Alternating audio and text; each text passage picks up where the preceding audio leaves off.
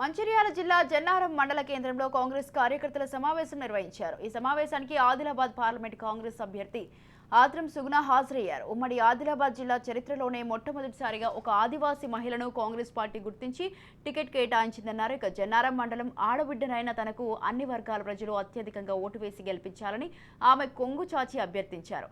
దేశ ప్రజల గుండెల్లో కొలువై ఉన్న శ్రీరాముని ఓట్ల కోసం మత రాజకీయాలు చేస్తూ బీజేపీ పార్టీ బజార్లో నిలబెట్టిందని ఆదిలాబాద్ పార్లమెంట్ కాంగ్రెస్ అభ్యర్థి ఆత్రం సుగుణ ఘాటుగా విమర్శించారు.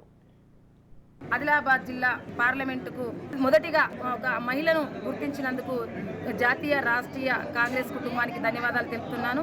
ఈ యొక్క ఆదిలాబాద్ పార్లమెంట్లో మరి మొన్న జరగబోయిన అసెంబ్లీ ఎన్నికల్లో మరి 4 బీజేపీ 2 బీఆర్ఎస్ 1 మాత్రమే కాంగ్రెస్ గెలవడం అనేది జరిగింది. అయినప్పటికీ కూడా మరి అది మన అసెంబ్లీ ఎన్నికలు వేరు, పార్లమెంటు ఎన్నికలు వేరు.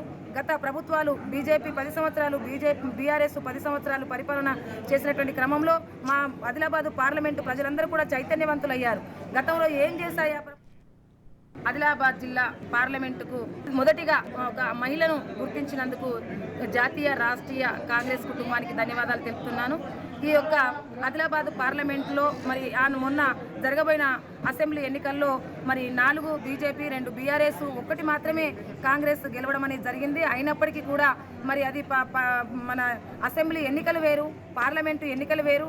గత ప్రభుత్వాలు బీజేపీ 10 సంవత్సరాలు, బీఆర్ఎస్ 10 సంవత్సరాలు పరిపాలన చేసినటువంటి క్రమంలో మా ఆదిలాబాద్ పార్లమెంటు ప్రజలందరూ కూడా చైతన్యవంతులయ్యారు. గతంలో ఏం చేశాయా?